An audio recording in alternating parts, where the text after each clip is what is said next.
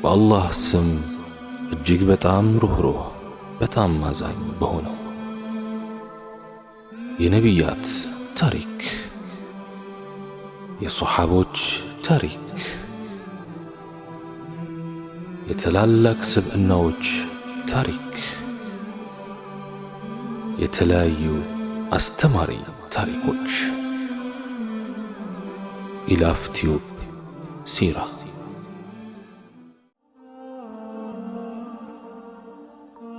አሰላሙ ዓለይኩም ወረሕመቱላህ። ከምሽቱ 7 ሰዓት ላይ ሊሆን ተቀርቧል። የዛሬ ውሎዋ ደግሞ የተለየ ሆነባት። ቀኑን ሙሉ የዋለችበት ሥራ ደግሞ እጅጉን አድክሟታል። ሥራዋን ጨርሳ ወደ ክፍሏ ለመሄድ ደረጃውን ስትወጣ አካሏ ከመዛሉም በላይ ሰሞኑን የሰፈረባት ሐሳብ ሰቅዞ ይዟታል። ከዋለችበት ሥራ በላይ ሐሳቡ ከበዳትና ደረጃውን መውጣት እንኳን አቃታት። ክፍሏ ያለበት 3ኛ ፎቅ ከወትሮ በተለየ ሁኔታ ራቃት። እያረፈች እንደምንም ደረጃውን መውጣት ተያያዘችው። 2ኛውን ፎቅ እንደጨረሰች ጥዝ ጥዝ ይል የነበረው ስልኳ ድምፁ ጠፋ። ከዋይፋይ ክልል እየወጣች ነበር። ከሥራ ብዛት የተነሳ ቀኑን ሙሉ ሳታየው ስለዋለች ወረድ ብላ ለመጠቀም አሰበች። ሆኖም ሁሉ ነገር ስላስጠላት መልሳ ተወችው። እንደምንም ብላ በድን የሆነባትን አካሏን እየጎተተች ግድግዳውን እየታከከች ደረጃዎቹን ጨርሳ ከቤቱ ጥግ ከምትገኘው ትንሽዬ ክፍሏ በር ላይ ደረሰች። በሩን ከመክፈት ይልቅ በትከሻዋ ተደግፋ ገፋ አደረገችው። ይዟት ወደ ውስጥ ሄደ። ከነጫማዎቿና ከዋለችበት ልብሷ ጋር ሄዳ ትንሽዬ አልጋዋ ላይ ወደቀች። ለጥቂት ደቂቃዎች በጎኗ ከተጋደመች በኋላ ወደ ጀርባዋ ተመለሰች። በጀርባዋ ተንጋላ ጣሪያውን መመልከት ጀመረች። ዙሪያዋን ባለ ነጭ ግድግዳና ጣሪያው ግንብ ላይ አፈጠጠች። ይህች ጠባብ ክፍል አንዳንዴ እስር ቤት ሁሉ ትመስላታለች። በርካታ ደረቅ ሌሊቶችን አሳልፋባታለች። ሐሳብና ትካዜ ሰፍረውባት እንቅልፍ በዓይኗ ሳይዞር አንግታባታለች። ድንገት ከእንቅልፏ ብንን ብላ የት ነው ያለሁት ብላ ራሷን የጠየቀችበት ጊዜም ብዙ ነው። ዛሬም እንደ አንዳንድ ቀኖቿ ከክፍሏ አሻግራ ማየት ባትችልም በሐሳብ ግን ከዚያች ጠባብ ቤት ሹልክ ብላ ወጣች። በሐሳብም ዓመታትን ወደ ኋላ ተመለሰች። የማትሪክ ውጤት ሳይመጣላት ሲቀር ነበር ለመጀመሪያ ጊዜ ከአገር ወጥታ ይህን ምድር የረገጠችው። ያኔ 18 ዓመት ቢሆናት ነው። ለ3 ዓመታት ከሰራች በኋላ እንደገና ወደ ቤተሰብ ተመለሰች። አገር ቤት ያለው ሁኔታ ብዙም ደስ ስላላላት ከዓመት ቆይታ በኋላ እንደገና እስቲ 2 ዓመት ልጨምር ብላ ተመልሳ ወጣች ወደ ሳውዲ። በመሃል ኮንትራቷ ሊያልቅ አካባቢ ለመግባት አሰበችና ደወለች። ምንም ደስ የሚል ነገር አጣች። ግቢ ብሎ የሚያበረታታት ሰው ጠፋ። ተስፋ ቆርጣ እንደገና ኮንትራቷን አደሰች። በሚቀጥለውም እንዲሁ አደረገች።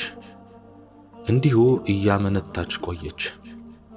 አንዳንዴም ዛሬ ነገ ገባለሁ እያለች ሳትገባ ድፍን 7 ዓመት ሆናት። እንዲሁ እንደተንጋለለች አወጣች አወረደች። የዱንያ ነገር ምኑም አልገባ አላት። በቀደሙት ዕድሜዋ ላይ ዕድሜዋን ደንበረች። ጥግ የደረሰ መሰላት። ደነገጠች። ጊዜው እንዴት ይሮጣል በረቢ!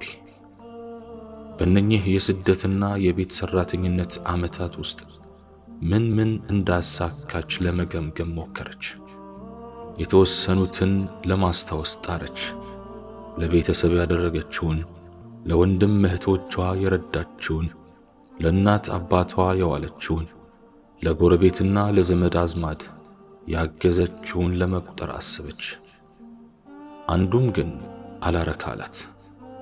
ዕድሜዋ በከንቱ ያለፈ፣ ጊዜዋም የተቃጠለ መሰላት። ምን ባደርግ ይሻላል አለች በተንጋለለችበት። ነገር ሁሉ ግራ ገባት። ከስደት ሕይወቷ ምን ጥቅም እንዳገኘችበት አሰላሰለች። በዲኑ በኩል የተወሰነ ተጠቅማለች። የንባብ ልምዷን አሻሽላለች። ዕለታዊ ሕይወቷ ግን እዚህ በቆየችበት ዓመታት ሁሉ ተመሳሳይ ነው። ምንም አዲስ ነገር የለበትም። ዕቃ ማጠብ፣ ቤት ማስተካከል፣ ምግብ ማዘጋጀት በየቀኑ ይኸው ነው። ከዚህ ቀደም ከባባድ ቀናትን ያሳለፈች ቢሆንም ዛሬ ግን የምር በሆነ መልኩ ሆድ ባሳት። ብቸኝነቱ፣ ሰው ማጣቱ፣ ጨዋታው፣ ቤተሰቡ ሁሉ ናፈቃት። እስከ መቼ ነው ግን እንዲህ የምኖረው ብላ ራሷን ጠየቀች። የዚህ አይነት ሕይወት የምትገፋ በምድር ላይ ብቸኛዋ እንስት እሷ ብቻ እንደሆነች ተሰማት። ሕይወት እንቆቅልሽ ከሆነችባት ቆይታለች። ለምንስ ብዬ ነው የምሰራው? እስከ መቼ ነው የምሰራው ብላ ደጋግማ ራሷን ጠይቃለች። ግራ ገባት። ምን እየሰራው ነው? ከዚያስ ምንድነው የሚሆነው? እሺ መጨረሻውስ ብላ ራሷን አፋጠጠች። አንዳንድ ጊዜ መኖር የሚባለው ነገር ትርጉም ያጣባታል። በአንድ ቦታ ላይ ሆና ብዙ ጥያቄዎች ናላዋን ያዞሯታል። ትንፋሿን በረዥሙ ለቀቀችውና ዝም አለች። የተቀሰቀሰው ብሶቷ ውስጧን አደፈራርሶ ወጀቡ አይኗ ላይ ደረሰ። የክፍሏን መብራት አጥፍታለች። ቢሆንም ተንጋላ ጨለማ ከጋረደው ጣሪያው ላይ እንዳፈጠጠች ነው። በጎንና ጎን ከሁለት አይኖቿ ጫፎች እንባዋ ዝም ብሎ እየፈሰሰ ነው። እንባዋ ጉንጯን አርሶ አልፎ አንገቷን ጭምር ሲያረጥብ ይታወቃታል። እስኪ በቃት ድረስ አፈሰሰችው። እንባ መተንፈሻዋ ነው። የሞላው ብሶት ግድብ ሲጥስ በአይኗ በኩል ነው የሚወጣው። የእሷ ግድብ ደግሞ በተለይ ከቅርብ ጊዜ ወዲህ ቶሎ ነው የሚሞላው። በደንብ ካፈሰሰችው በኋላ ችግሯ የተፈታ ያህል ቀለል ይላታል። አልሐምዱሊላህ አለች በረጅሙ። ስለ ሁሉም ነገር ምስጋና ይገባህ የኔ ጌታ አለች። ሄዳ ደክማ አስባ አልቅሳ ነፍርቃ የሁል ጊዜም ማሳረጊያዋ አልሐምዱሊላህ ነው። መመለሻዋ ወደ ጌታዋ ነው። ያ ሁኔታዋ አብዝቶ ደስ ይላታል። ሳቅና ለቅሶዋ ይቀላቀላል። በምንም መልኩ በአምላኳ ማማረር አትፈልግም። በሁኔታዋ ጌታዋን ወቅሳ አታውቅም። የእንባ ምንጯ ደርቆ ብዙም አልቆየችም። በድካም ዝላ ስለነበር እንዲሁ እንደተጋደመች ጭልጥ ያለ እንቅልፍ ወሰዳት። 9 ሰዓት አካባቢ ይሆናል። የሱብሒ አዛን ነበር ከእንቅልፏ የቀሰቀሳት። ኡፍ እያለችና እየተንጠራራች ያለችበትን ሁኔታ ለማወቅ ሞከረች። ከእንቅልፍ ሲነቁ የሚባለውን ዚክር አለች። አልሐምዱሊላህ አለዚ አሕያኒ ባዕደማ አማተኒ ወኢለይህ ኑሹር። በጨለማው ዙሪያዋን ዳበሰች። ሌላ አገርና ሌላ ቤት ያደረች ይመስል ስትነቃ ዙሪያዋን መዳበስ ልማዷ ነው። ጨለማ የወረሰው ጠባቡ ቤቷ መቃብር መስሏል። ግድግዳውን እንደምንም ዳብሳ መብራቱን አበራች። ያው የለመደችው ክፍሏ ነው። አዲስ ነገር የለም። እንደምንም ብላ ተነሳችና ውዱእ አደረገች። ጭንቅላቷ አሁንም እንደ ከበዳት ነው። ሐሳቧም አልተፋታትም። ጉንጯ በእንባ እንደራሰ ሱብሒን ሰገደች። ከሶላት በኋላ ኩርምትምት ብላ መስገጃዋ ላይ ጋደም አለች። ቤት እንደገባ ያልታወቀ ከፍተኛ ብርድ አለ። የሱብሒ አውሎ ንፋስ በመስኮቱ በኩል እያፏጨ ሲያልፍ ይሰማታል። ከድምፁ ለመሸሽ እጇን ጆሮዋ ስር አጋደመች። ዚክር እያደረገች እዚያው ቆየች። አያተል ኩርሲና ቁል አዑዞችን አነበበች። መስገጃዋ መታገሻዋ ነው። መስገጃዋ መጽናኛዋ ነው። መስገጃዋ መተንፈሻዋ ነው። ለዱዓ እጇን መዘርጋት ካቃታት ሰንብታለች። ለብዙ ጊዜ ደጋግማ ስላነሳች ሳይሆን አይቀርም መሰል ደከማት። አምላኳን መጨቅጨቅም ማማረርም መሰላት። እሱ ያለሁበትን ያየለ ብላ ጠየቀች። በራህመቱ ይየኝ ብላ በእንባዋ ብቻ መለፍለፍን ምርጫዋ ካደረገች ቆየች። ሁኔታዬ ሁሉ ከሱ ድብቅ አይደለምና እሱ ራሱ በመሰለው መልኩ ችግሬን ይፍታው፣ ሁኔታዬን ያስተካክልልኝ አለች። ማለዳ ላይ ወደ ተለመደው ስራዋ ልትገባ ስትነሳ አናቷን ለሁለት ከፍሎ የያዛት የራስ ምታት አላስቆም አላራምድ አላት። ከባድ የራስ ምታት ህመምተኛ የሆነችውም እዚሁ ከመጣች ነው። ጭንቅላቷን አስራ ጨክና ተነሳች። ብትታመምም ባትታመምም ማንም አያስተውለው። ስራዋ ተወዝፎ እሷኑ ይጠብቃታል። በቃኝ አለች አስረግጣ። አዎ ይብቃኝ አለች ደግማ። ለአንዴና ለመጨረሻ ጊዜ ከዚህ ሀገር መሄድ አለብኝ ብላ ወሰነች። ወደ ውስጧ ደጋግማ አወራች፣ ከራሷም ጋር ቆረጠች። ይህም ሐሳቧ ለአንዴና ለመጨረሻ ጊዜ እንደሚሆንም ጸናች። ከዚህ ቀደምም እንደምትሄድ በተደጋጋሚ ለአሰሪዎቿ ነገራቸው ነበር። ግና በተለያዩ ምክንያቶች አላደረገችውም። አሁን ግን አመረረች።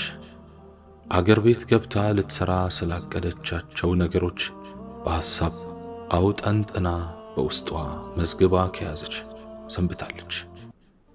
አንዱ ባይሳካ ሌላውን እሞክራለሁ ብላ በቅደም ተከተል አስቀምጣለች። ከመሄዷ 2 ሳምንታት በፊት አስቀድማ ዕቃዎቿን ሸካክፋ ወደ አገር ቤት ላከች። ከዚህ ቀደምም በተለያዩ ጊዜያት የተለያዩ ዕቃዎችን ልካለች። ይህ የመጨረሻው ዙር መሆኑ ነው። የደሃ ገንዘብም አይደል። ስንት በየሰበባ ሰበቡ ያጎደለችው ከመኖሩ ጋር አላህ በገንዘቧ ውስጥ በረካ አድርጎላታል። ካሰበችው በላይ አፍርታለች። አልሐምዱሊላህ አለች። ከመጅሊስ እስከ ድስት፣ ከቴሌቪዥን እስከ ማንኪያ ወደ አገር ቤት ያላከችው የዕቃ አይነት የለም። ለዓመታት በየጊዜው ባገኘች ቁጥር በላከችው ብር ቤተሰቦቿ ቦታ ገዝተው ቤት ሰርተውላታል። የተወሰነ ገንዘብ ሰው ጋር፣ ወንድምና አጎቷ ጋር፣ ጥቂት ደግሞ ቡክዋ ላይ አላት። ሰው ዞሮ ዞሮ ከአገር ነው መቼስ። መቼ እንደሆነ ጊዜውን ባታውቀውም የሆነ ቀን አገሯ ገብታ እንደምትረጋጋ ታስባለች። ስለሆነም ትዳርም መሰረተች፣ ብቻዋንም ኖረች። ስትገባ ከዕቃም ይሁን ከገንዘብ በኩል ለኑሮዋ የምትቸገረው ነገር አይኖርም። ለኑሮዋ የሚያስፈልጋትን ሁሉ አሟልታለች። እንደ ማንኛውም ሰው በሐሳቧ ምኞቷን ትስላለች፣ ጊዜውንም በጉጉት ትጠብቃለች። ከስደት ዓለም ተላቃ የሞቀ ጎጆ መስርታ ልጆች አፍርታ በአገርና ዘመዶች መሃል ስትኖር ባሻገር ይታያታል። ከመሄዷ 3 ቀናት በፊት አሰሪዎቿን በአግባቡ ተሰናበተችና ጓደኞቿ ጋር ሄደች። ለጓደኞቿም የተለያዩ ስጦታዎችን ሰጠች። ሌሎቹን ደግሞ ዳግም ወደዚህ አገር እንደማይመለስ ሰው ሆና ተሰናበተቻቸው። በድርጊቷ ሁሉ ቁርጠኛ ነበረች። ቪዛዋ ተቃጥሎ ስለነበር ለፖሊስ ራሷን ለማስረከብ ሄደች። ሌሎችን ሆነ ብለው ሲያልፉ የነበሩ ፖሊሶች እሷን ግን ያዟት። እሷም ብዙ ሳትንገላታ በመያዟ ደስ አላት።